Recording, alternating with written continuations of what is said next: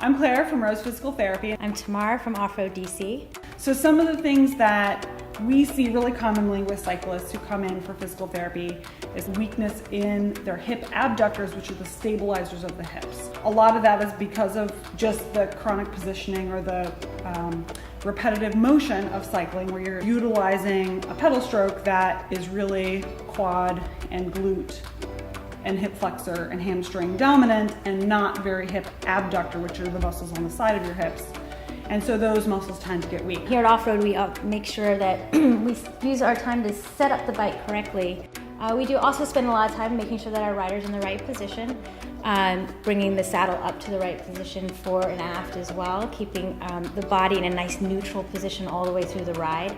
We also try to avoid any of that extra movement out of the saddle, bending forward and back, moving the hips forward and back, keeping yourselves in a nice neutral position all the way through the ride, which also helps keep their power at a nice solid level all the way through. We also spend a little time making sure that their feet are in the right position, keeping that toe from being pointed, keeping the heel nice and dropped in a nice flat position, the ankle in the neutral, having a little bit of a flex, keeping that foot in a nice neutral position all the way through as well. We also recommend that people wear cycling shoes. That helps to minimize a little bit of that movement through the foot. Riders do come in and wear their sneakers, so it is important that we make sure that we're trying to keep that foot moving straight forward all the way through, making sure that the basket is nice and tight. So let's do some floor exercises to address the hip abductor stuff.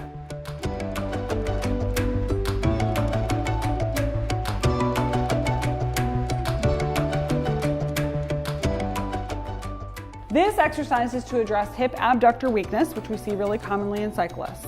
So go ahead and lay flat on your side. You're going to bring your bottom leg up just a little bit higher, bend your knee, good. This leg is going to be straight, good.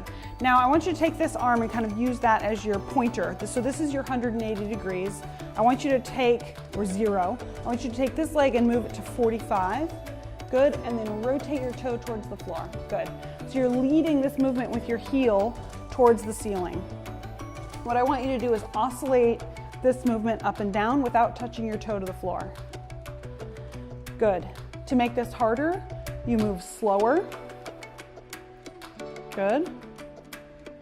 And you should feel this right here. So let me move your hand. So right in here is your hip abductor. And this is where you should really feel this. You want to go until you start to feel a burning fatigue, and you may feel that pretty quickly. So as soon as you start to get a little bit shaky or start to lose form, we're going to want to switch sides. Things you want to avoid are compensating with your back. So if you do this and you start to go ahead and come up high and kind of move yourself quick, kind of go quickly. So when you start to do that, you're going to start to cheat by moving here, and it's going to be too easy. You won't feel it here. Slow it down. Rotate your foot, good, and you'll really focus here instead of compensating here. Good.